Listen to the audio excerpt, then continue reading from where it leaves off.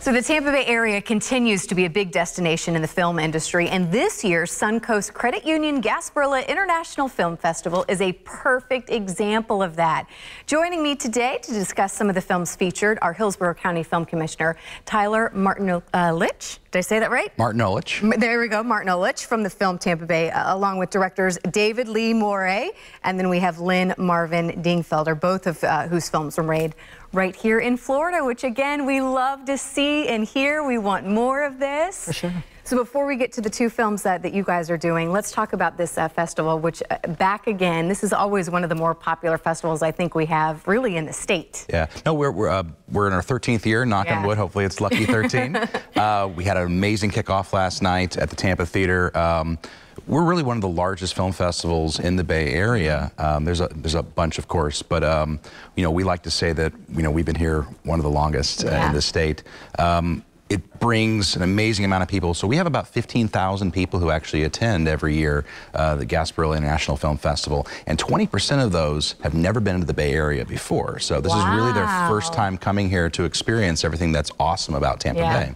Real quickly, if you can, of course it goes through the week, but I mean, what are the headliners? I know it always brings in big stars, big names. I mean, can you give us maybe a quick highlight? Sure. I mean, last night we started off with Hummingbird, but we have amazing films all week long, and we're particularly proud. On Saturday, we have two films playing, one at 6 p.m. called Above the Best, which is a documentary about chopper pilots that were deployed in Afghanistan and had to go into some of the most unreal conditions to rescue soldiers on the ground. And we're doing a great thing with the military for that. But we also have a film playing later that night at 8 p.m. at AMC Ybor called Coldbrook. And we have both the director, William Fichtner, who many of you will remember from every film from Armageddon to so many different things. And also Kim Coates is also in it, who was in Sons of Anarchy and some other notable films. All right, well, let's talk about the films that you two both are a part of. Let's start with you. So let's talk Mermaids. I love this. You did a documentary on the Weeky-Watchy Mermaids and everything happening there. Yeah, I believe it's the first feature-length documentary made on the park. Which is kind of surprising. Yeah, it is, because, I mean, there's film crews there every day, and they always do, minute segments, but I wanted to get in there and tell the story of the park, the history of the roadside attraction, and just this amazing magical effect the water has on the men and women who perform in the water, and the draw to come back. Yeah. That's it. So when it airs, obviously, at the festival, what's the hope of where it goes after this? Everywhere. I wanted to kick it off I showed it at Cannes last year at the Marche, and I wanted to bring it to the United States, premiere it in Tampa, where a lot of us know it intimately, so it's a tough crowd, I'm sure.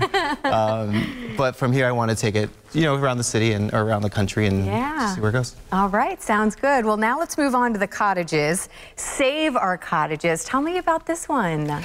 It's a love story. It's about 3 women who are artists in Indian Rocks Beach. Okay. A friend told me, you have to meet these women. They paint cottages, and I expected to meet, 3 women with overalls and roller brushes. But in fact, they're plein air artists, meaning that they're old school, like the Impressionists. And they stand on the street. If you've driven in Indian Rocks Beach, you've probably seen them, and they're there with their easels and their paints, and they're painting beautiful pictures of cottages.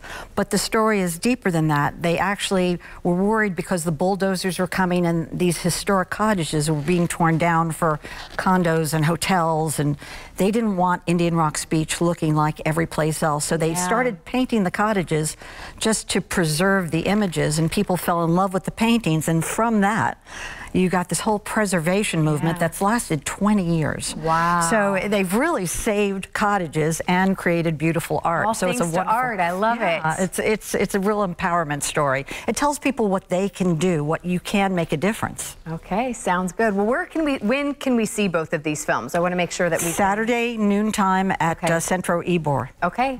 And then again, what's the hope for you after this? Well, I'm just starting. This is kind of a virgin experience for me.